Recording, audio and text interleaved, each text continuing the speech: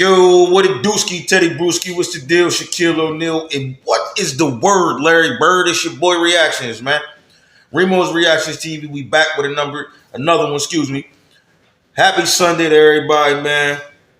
And before we get this video started, first and foremost, I want to thank the Most High. I just got off work, so thanks for another day, breath, food, roof, all that, man. If I was y'all, would too. You hear me? The stage is set for the day, so if you're new to the channel, please and thank you, man. Get down and subscribe first and foremost. We on the road to 5K, 10K, then we're gonna spike it up to 15K. Can you hear me? Yeah, man, we just trying to get there, y'all. So please get down and support. You ain't even gotta watch the shit, man. Like, I want you to, but hey, man, I appreciate y'all subbing. You hear me? Yeah, so the stage is set. Everything we do is for entertainment and educational purposes. I don't own this content. Make sure you go to folks in them hot spills and, show them some love over there, man. Yeah, man, make sure you do that. So, it's for entertainment, educational purposes, man. Get that out the way. And, the stage is set again, man. Mase is going crazy. They talking about Gene Deal. It's been a viral, John, where, they talk about how Biggie got murdered, allegedly unalive, and,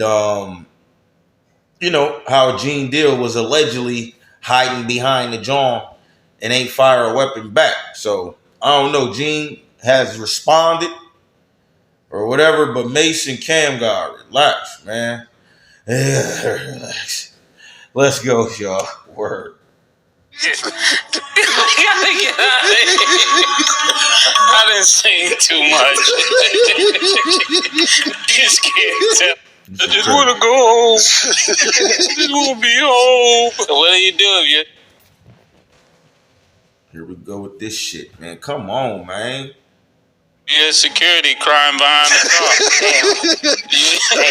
I just want my blanket. I'm on the phone, yo. Y'all got a I want your blanket. You gotta get out of here.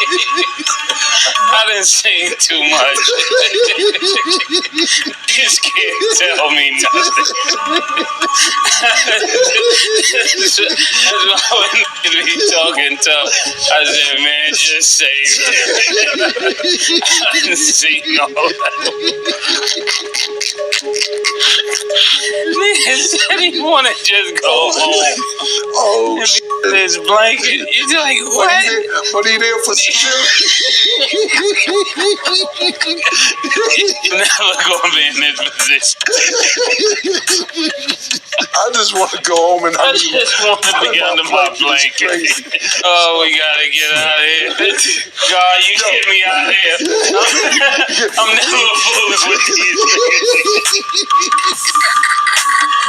In a recent podcast, Mase and Cameron burst out laughing while clowning Gene Deal over the night the notorious B.I.G. got shot.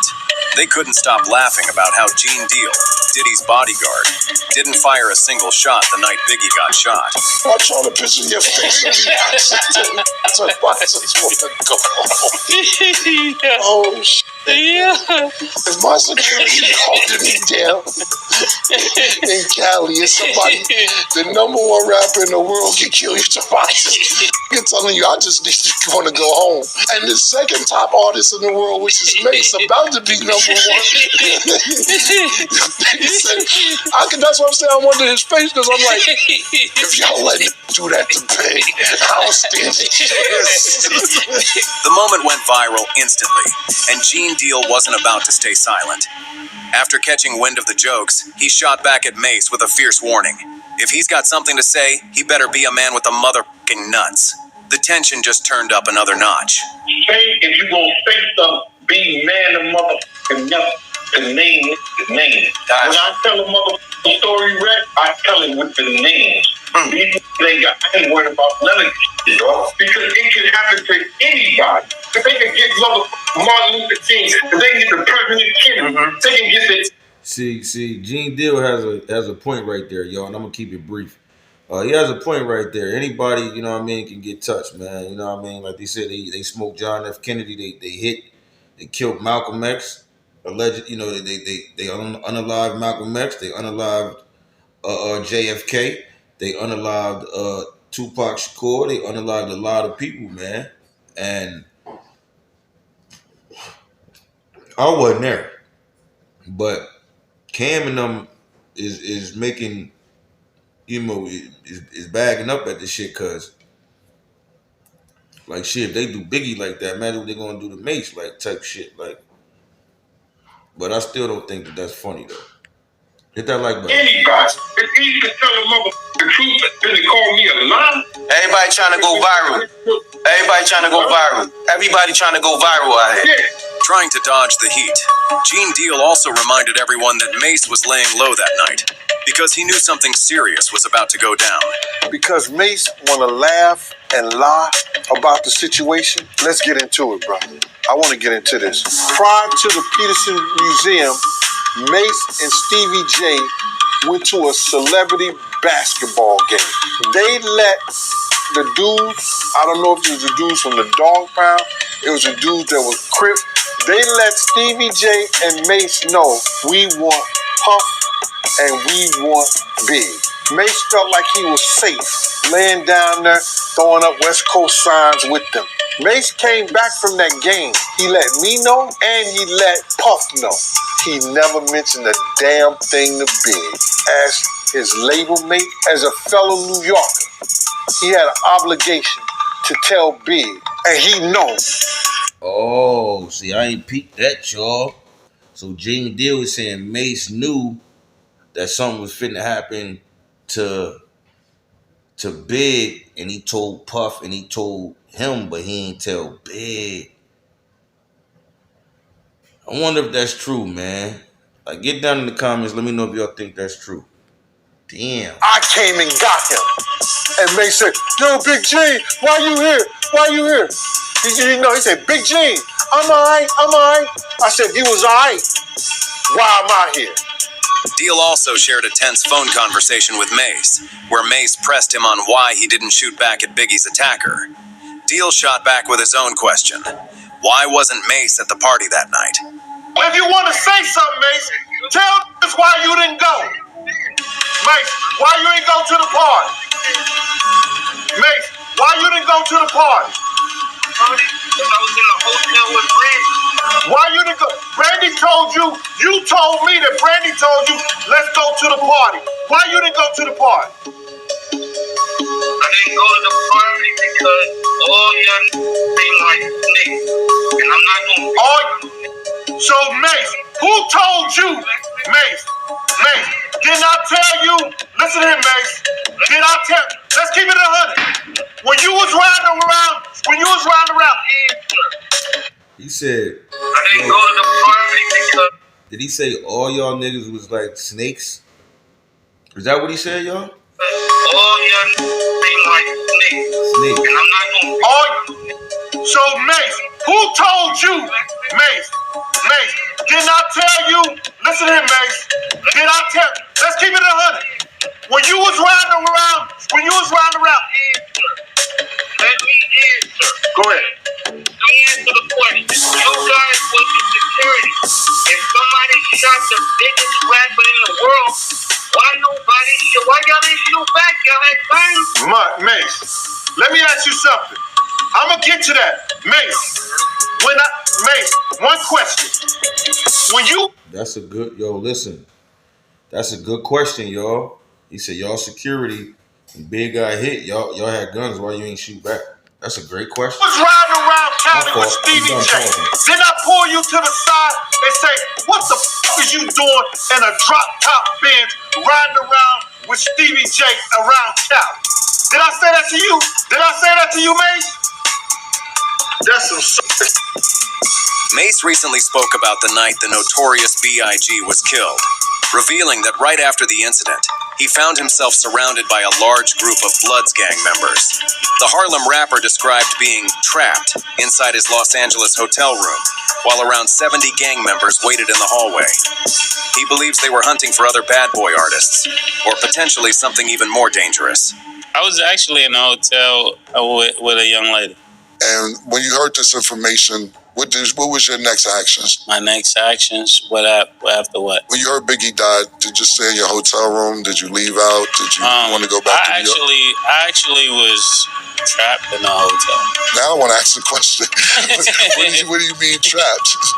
It was about probably like 70 or so bloods in the hallway. I couldn't even leave my room. How'd you get out? One of the guys. Why would it be 70 bloods in your hallway after Biggie Smalls died? Actually, after Big got killed, they was probably looking for more bad boy artists, and I couldn't even leave the room till Gene Deal, the officer, had to come get me. Ex-bodyguard Gene Deal has put forward a theory linking the notorious B.I.G.'s death to the reckless actions of Mase and Stevie J that night in Los Angeles.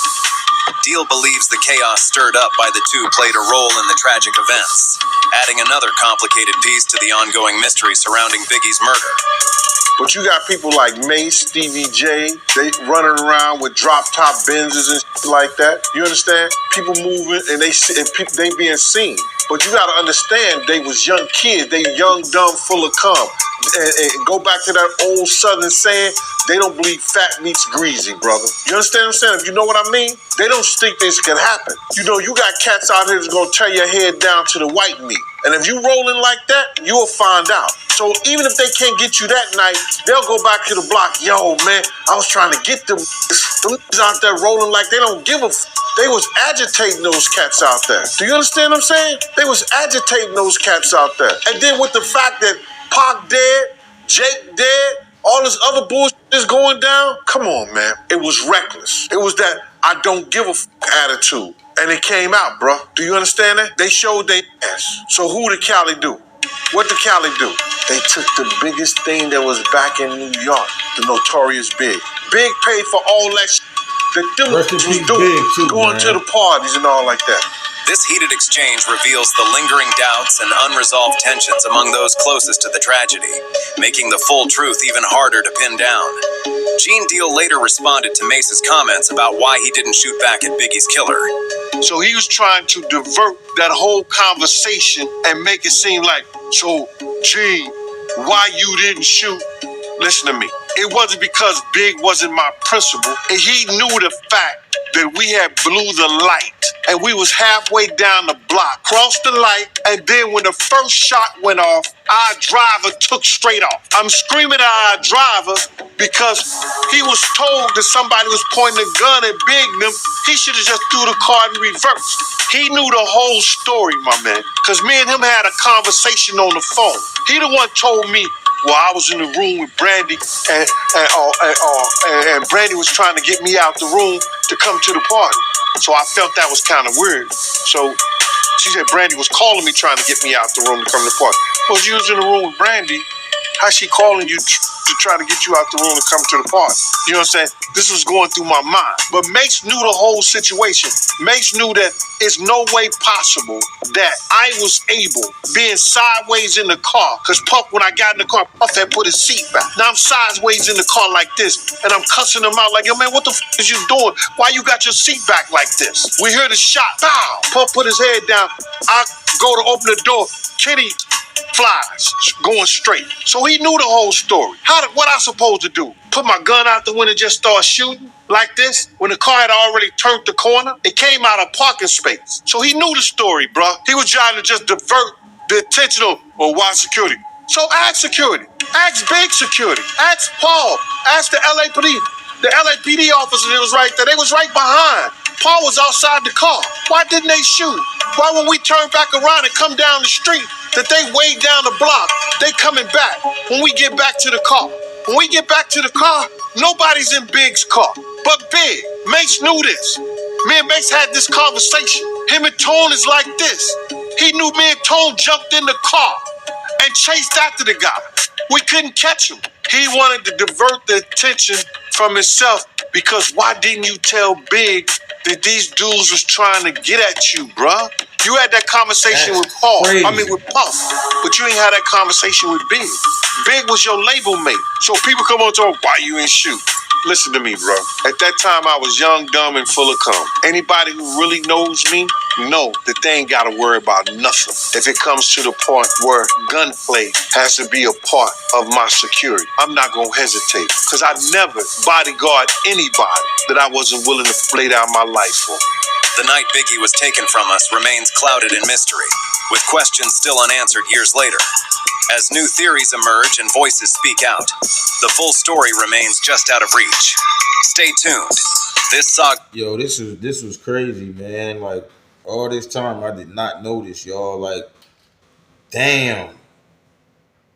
So Gene Deal makes a lot of sense. If the driver takes off and he already blew the light and left it just seems like they set that up for them to get stuck at the light and the driver was in on it. And Gene was stuck in the car. Like, why is he not? I don't know. But that was crazy. And Mase, in my opinion, if he knew some shit was, finna happen. Excuse me, I got the hiccups. God damn. If something about to happen, then for you to tell Puff and then tell Gene, but don't tell Big is kind of crazy too. If that's true, this is all alleged. Get down in the comments, man. Let me know what y'all think, man. Peace. Appreciate your time. We out. Remo's Reactions TV. Reactions.